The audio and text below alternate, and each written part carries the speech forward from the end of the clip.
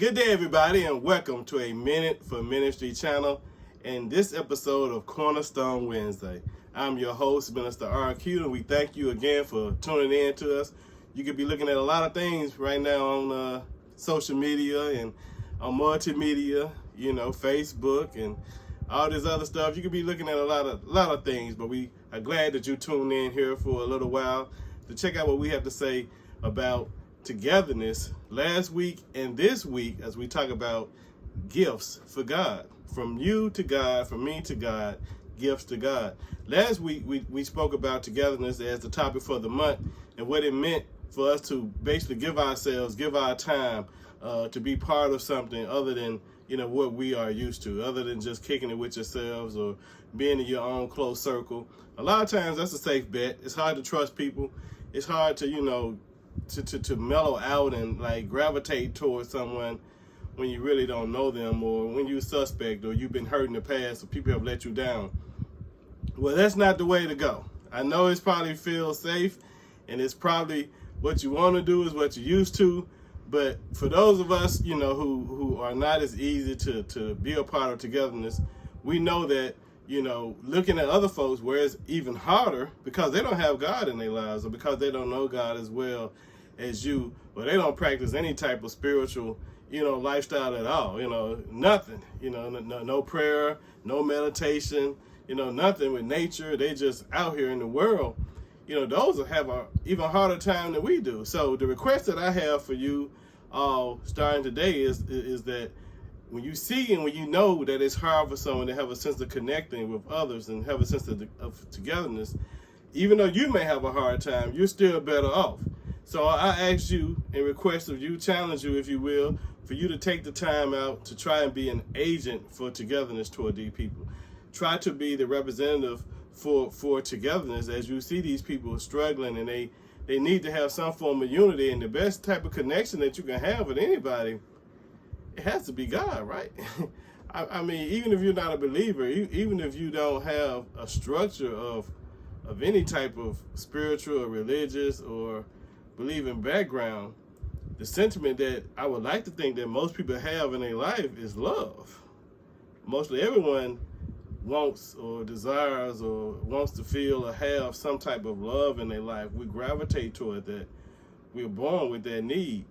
You can't get it if you're not together with someone. You can't get it if you're connected. We can find all types of things, music that connect us. We can find, activities that connect us, be it bad or good for us. We can find people that connect us, one way or another. But if there's no love in the midst of that, it's like that togetherness is going to just break and become harder for you to get later on. So be sensitive to those who don't really have that sense of togetherness like you may have. Those that struggle working with other people. Those that don't good in teams. When you have groups in school, one of the big things we used to have, in the collegiate years of my life were, forming groups, having circles, putting people together, because the world is about other people. It's about being together. So when you put us in groups, you kind of force, we got to get this good grade. You're forced to find people's weaknesses and strengths and try to work where it's all going to be unified to have one specific goal to meet. And hopefully that's getting a good grade. Well, so you already know some of it. So be an example of how togetherness looks on other people when you show it. Be positive and be uplifting as you try to bring a sense of togetherness into those lives that may be struggling with trying to find it. So you may ask, what does togetherness look like, especially when right now we got so many things pulling us apart. We got so many things separating us, and we fall for it. A lot of times we do it without even being, conscious of it. Togetherness looks different now because you can say, oh, I'm together with somebody on a Zoom meeting, or I follow you on social media. I know what you did last week, but there's nothing like literally being in someone's life, not following someone's life, but being in their life, being able to say, hey, what's up? In spite of COVID, in spite of, Delta, in spite of all these things that seem to push us away from one another, there's still that sense of togetherness where you can meet up. Church is a good spot. School is a good spot. Even though you masked up and all of this, you still see your folks. You still, enjoy being with them. When you go visit your family, my pops had a birthday a couple weekends ago. It was good. It was good being together with, my cousins I ain't seen in years, folks in the family that I never met. It was just real good that we're there and we're being together with one another when there was nothing but love. It was, it's like automatic. There was no negativity at all.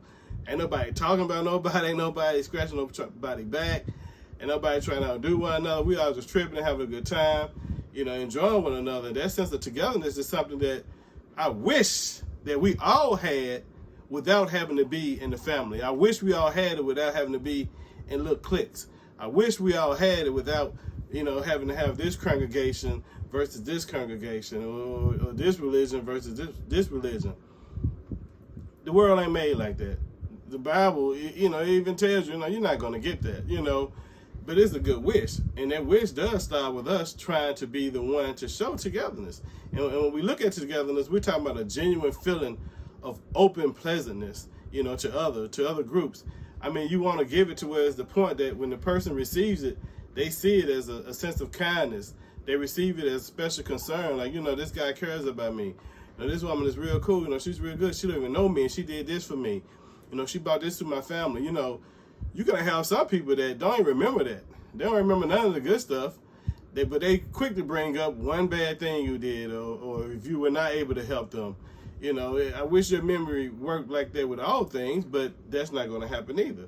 When you have a sense of togetherness, though, a lot of times you don't expect that. You're not looking for nothing back. You're not looking for pat on the backs. That special concern is genuine. It comes from your heart. It's God-given. It's pure. It's genuine. It's reality. And it spreads through, your kind-heartedness, and it breeds compassion, and it feeds off of united responsiveness that hopefully when other people see it in you, they give it back to others.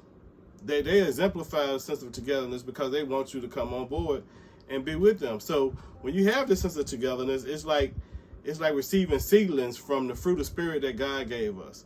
Togetherness is not considered one of the fruit of spirits, but you think about it, when you look at love, you look at peace, you look at long suffering, you look at all those fruit, and how better do we achieve those than when we're with someone else, than when we're gathered together, as you will, with those other people. So you get those fruit, and it's a true delight to have it, and we are definitely going to be moved a whole lot faster by someone else trying to join in with us for one common perfect cause than if we are with somebody trying to backstab us, or they talking about us, or every time we come up with an idea or a plan, or we want to get a group together, we want to have a gathering, it's always, that negative Nancy, that seems to, put stuff aside and hold this big gray cloud over our heads. Well, that's hard when togetherness, when you got somebody in your life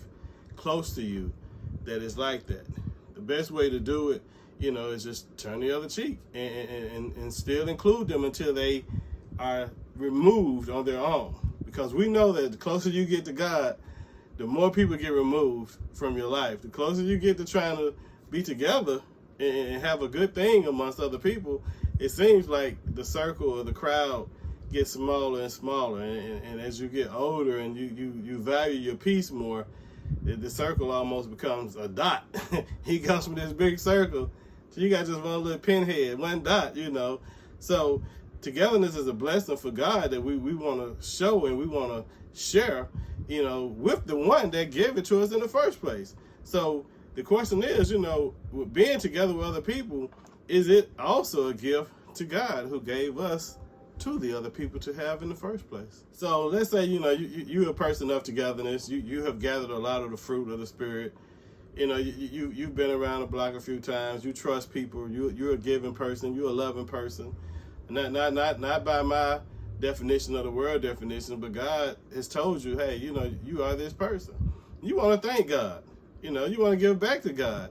Well, it's like trying to get your mom or dad something. After all these years, they done had cars, houses, they done had some of everything. They got some of everything. You don't never really know what to give them. Many times they just say, I just want you to take care of yourself. I just want you to be safe. Take care of my grandbabies.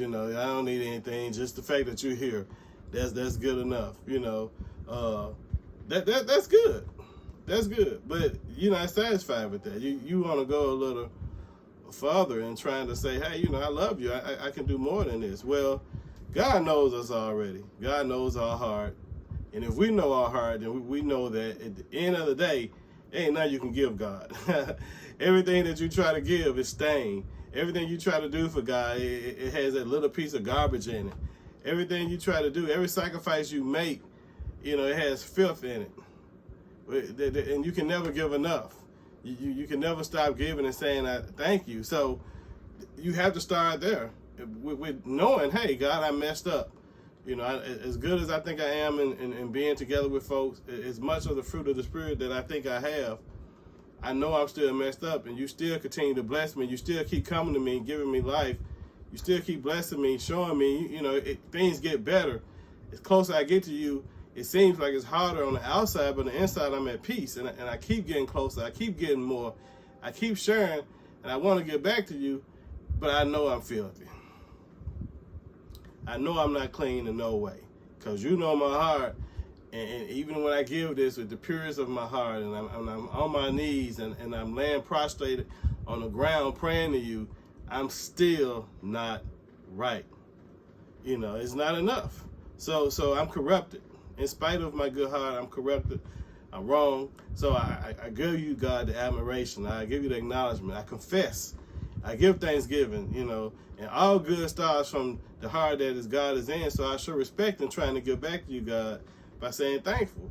Well, the best thing that may be when we talk about a gift to God is, of course, the giving of yourself and the changing of your ways, period. Not a 360, but a 180 change by way of the word. So within that gift that you have, you got faith. You give yourself. You give your energy, and simply generosity as a whole is something that you give as a gift to God. And we hope that as it receives, because you can't give it straight to God. You got to go through the vessel of Christ. You have to go through the bridge. You have to go through Christ to make sure that, even though it's dirty, I do this unto Christ, who is clean, who had no filth, who had no sin. But hey, don't let me pick and choose what you should do and give or don't give back to God as a gift. Let us take a minute for ministry to see what the Word of God has to say about gifts to God. Hebrews 11:6, the KJV, King James says, and without faith it is impossible to please him, for he who cometh to God must believe that he is, and that he is a rewarder of them that diligently who seek him. Wow. So you want to thank God, but you worry all the time. You want to give God a gift, but you always antsy pants, and you always making quick emotional decisions. You want to give a gift to God, but you always seem to have something else that you rather lean on when pressure hits, when turmoil comes into your life, when you want something, real bad, and God said, you can have it, but you're impatiently waiting, so you start making earthly moves on your own to obtain this thing that you want, and then you want to give God a gift. Well, I suppose it's best for us to start right here. Before anything is done or said or sacrificed or accepted, we have to make sure that as we give this gift, we have faith. What good is it to give a gift to God if we don't have faith? We come to God and we sacrifice ourselves, we accept Christ, we get on our knees, we boo-hoo, we jump over the pews, we scream, we shout, we do backflips, we cry, we beg, we snot coming out our nose, we got new clothes, whatever, man. We paying our tithes left and right. We doing offering. We over ministry groups. We doing all this, and we give a gift to God, but we have no faith. Guess what? He's not pleased. The Holy Spirit is not pleased. Abba, the Father, is not pleased. Yahweh, Jehovah, not pleased. Without faith, it is impossible to please him. Keep your gift. Can we start here first? Start with faith right here. It means nothing without having faith in God. Not that it might please a little bit, or, God may say, perhaps it'll work out a little bit later, but it's impossible. Not maybe, not okay. It is impossible to please God if there is no faith. It's not me saying it. It's right here. It is impossible to please God without faith. This is your God gift starter right here. The first thing you do before you try to give your gift to God is saying thank you, have faith. 2 Corinthians 9th chapter, 10th and 11th verses from the Message. The Message says, God can pour on the blessings in astonishing ways so that you're ready for anything and everything, more than just ready to do what needs to be done. As one psalmist puts it, he throws caution to the winds, giving to the needy in reckless abandon. His right living, right giving ways never run out, never wear out. This most generous God who gives seed to the farmer that becomes bread for your meals is more than extravagant with you. He gives you something you can then give away, which grows into full-formed lives, robust in God, wealthy in every way, so that you can be generous in every way, producing with us great praise to God. Wow. That's 2 Corinthians 9th chapter, 10th and 11th verse, read by way of the Message. Now, that's really deep. It makes it even harder for me to grasp how some people just don't like to do nothing for nobody. It just makes it just that harder for me to understand. How is it that it almost hurts you to give to somebody? And I don't mean somebody on the street or somebody begging for money or a charity. I'm talking about your cousin or sometimes your children or your mom or your dad. It's like it hurts you to give to some people sometimes. Now, not that they just don't give at all, because they give when they won't. They give when they think someone is looking. They give when it's a transactional type of giving, where they feel that they're giving something back.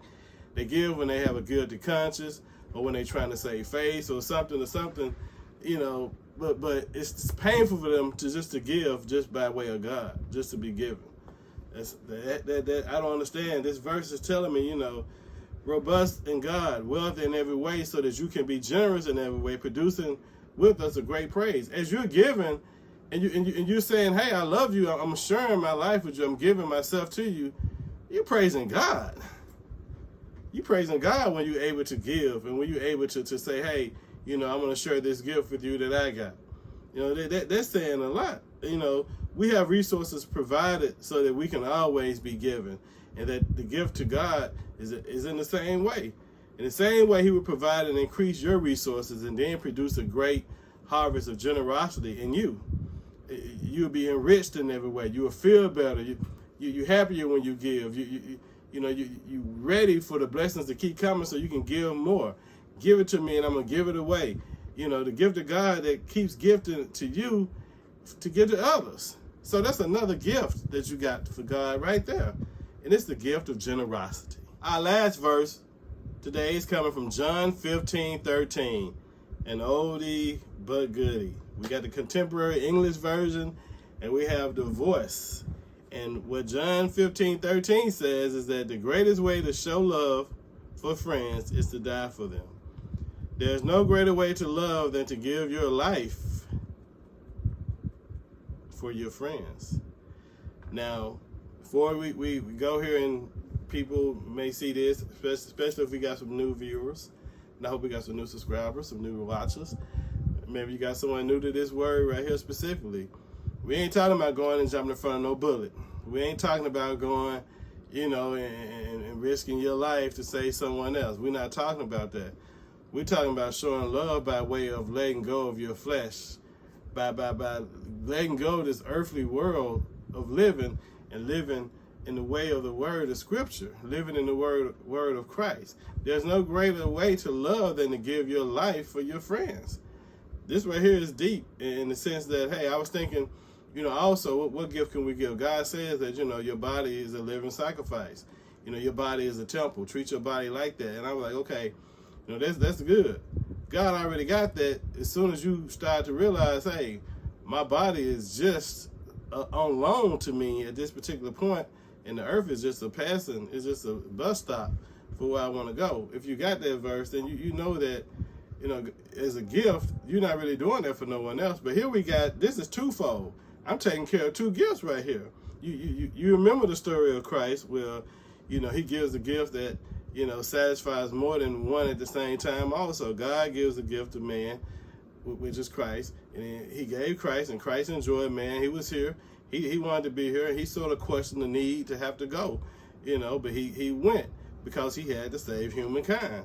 And likewise, he loved his Father. He loved the Creator of all. So he followed the orders of God. Your time is up. And he blessed man at the same time. And those are two things. He loved us as neighbors, and he loved his Father God with all his heart. If we can come just even remotely close to doing that, just an inkling, remotely close of looking at each other in the grace of God and the mercy of God and seeing each other and putting our flesh aside, not yelling, not getting mad, not blowing a horn in traffic. And I'm preaching to the crowd on that one. Not blowing a horn in traffic, getting mad, if folks ain't turning. If we could kill their flesh, if we could die for each other, then what greater love of a gift is it that we got to give? Like I said, you're a living sacrifice. You treat your body like a temple. You make sure that you don't mix up the wrong thing with your body. And when and if you do, because we all gonna fall, it's gonna happen. You pray it out. You ask for forgiveness. You understand that, it ain't all about what you ain't doing right, or it ain't about what you're doing wrong. It's about the right that has come to fix the wrongs for you. You keep your mind focused on being saved and the Savior, and not the things that we do to condemn ourselves. The things that we do that hurt ourselves, we let that go. If we believe and we have faith and we say that, hey, this is real, then the ultimate punishment has happened already, and we've been forgiven. We can't keep whipping ourselves on the back. It just ain't gonna work. That's just a trick of the enemy. So we're looking at this verse, and it satisfies commandments of loving God and loving each other. That's twofold. That's a great gift. So we talking about self-giving. We talking about the gift of self. We talking about the Christ-like gift of giving that we all should do well to try and want to achieve. So in a time where it's popular sentiment, it seems like to do only for yourself, to do only what's beneficial to you, to even show people only things that you want them to see. I'm just gonna let you see me smile and dance. I'm gonna let you see, my makeup all pretty and my nice car. I want you to see all this glamorous stuff when it's so ugly and dirty and filthy on the inside. I'm trying to hide it, and all I do is go home and cry all night. Or I'm spiteful. I'm jealous of other people. That's not the gift. You're not giving your life. Showing this fake you up here, all the time, having a good party, you drinking and having a good time all the time, but then you go home and you cursing, slamming on walls and beating down doors and knocking holes, come on. We see through that. And if you don't see through it, then guess what? We need you to come with some togetherness and understand that you are part of the problem also. There's nothing to congratulate. What you want to have in your life when it comes down to trying to be a gift to other people is simply love. You want to show love. You want to give them your life, not the fake life and not dying, but you want to give up, the need to curse them out. Give up the need to be right. Give up the need of angerness, and acting on it. Be angry, but give up the sin of you ain't got to act on it. I felt so bad I could have shot him, but I didn't really shoot him, and forgive me for feeling that way. Give up your life, that worldly life. So we're looking at it, self-giving, the gift of self, Christ-like giving. That's what we want to be. We want to have that to be long-standing. We want to have that because this always has been there. It just seems like it's dwindling down more and more today. So what greater gift can we give more than, all that we are? You can't beat giving your life for your friends and for God and just being there for them. That is another great gift to give yourself. All right, thank you, everyone. Appreciate you for tuning in to a Minute for Ministry channel as we talked about gifts to God. We hope that you got a couple of them and you take the time to remember what they are and live life, as a gift. Live life giving as you receive, and you get so much. Even when you think you don't have love, it's so much there. Even when